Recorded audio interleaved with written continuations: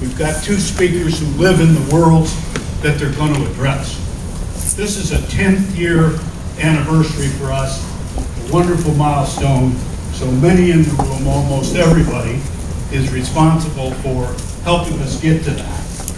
10 years, you reflect, lessons learned, you look at. And certainly the lesson we learned is one we knew, that working for people in the commercial construction business is the highest honor and privilege you can have.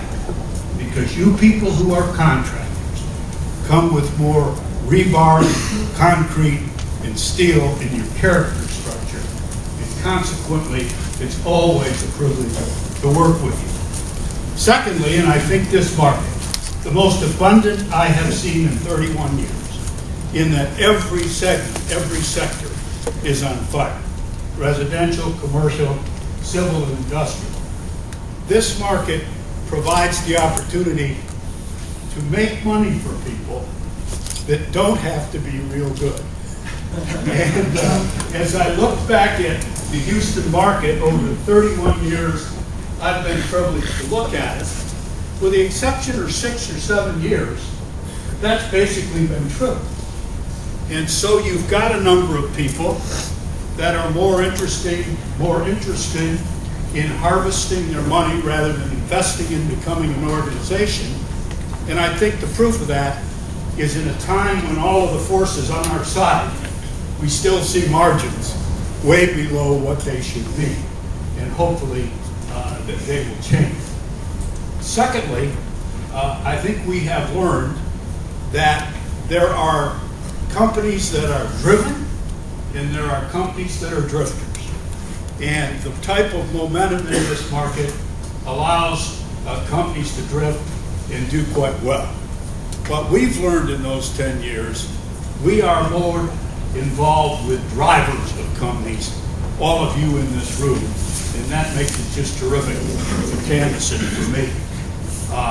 Before I go any further, there's a person I want to introduce because as it relates to the future of our industry looking forward, the ability for us to get our hands on this man in a critical role and to have him head the most critical initiative I've seen in my time is a terrific step forward. Say hello to Chuck Gremion, the head of C3. Chuck.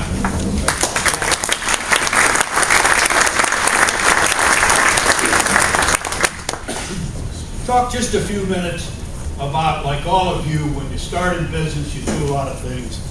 Finally, you come back and you consolidate to where you're comfortable and where you think you had the most out.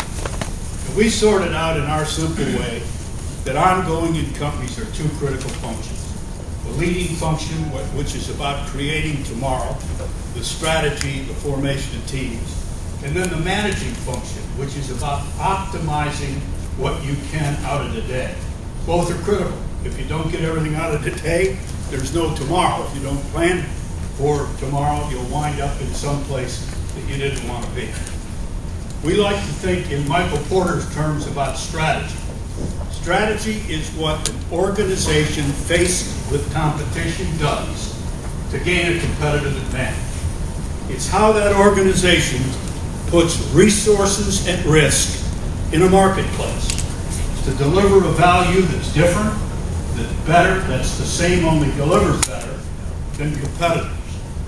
And in that way, what we try to do is sit with senior teams that are in this room, not bringing any great wisdom, but bringing market data, issue data, and models we have taken liberally with attribution from the big boys, the McKinseys, the Boston, the Bains, and the people from INSEAD on the Blue Ocean strategy that allow people to look deeper into their companies and into the market and see a path forward.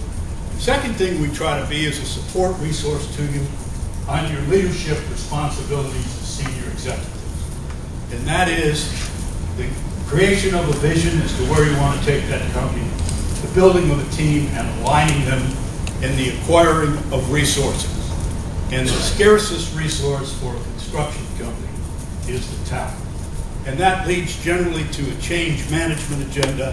We use a simple McKinsey template to help that change management, and a simple one to inventory talent, identify high potentials, and see a path forward for development. Other than that, we make some talks on the market. Candace has just done a great job, about a year's worth of research on the millennials, and has a 30-minute talk that stimulates. And the rest of the time, we do some facilitation. So that's what we do. Looking forward, as I said, we reached a high water mark of $7.2 billion in 2007 in new contract awards for non-residential. At that point, the industrial market was not in those numbers. So it is absolutely awkward right now to try to figure out where we are. At the end of August, the run rate, throwing some industrial, is that we would be a $19 billion market.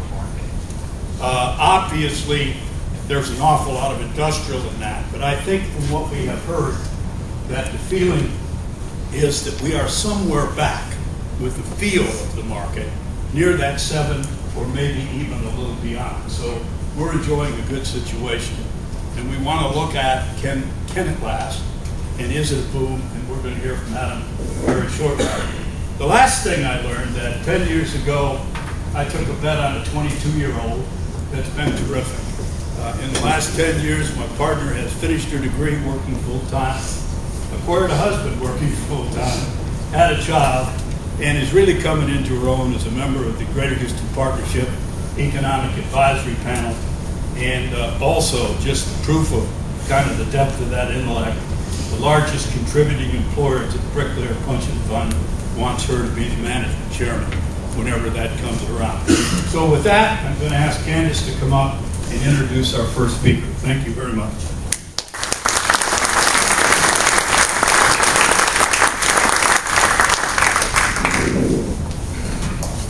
Thank you, Pat.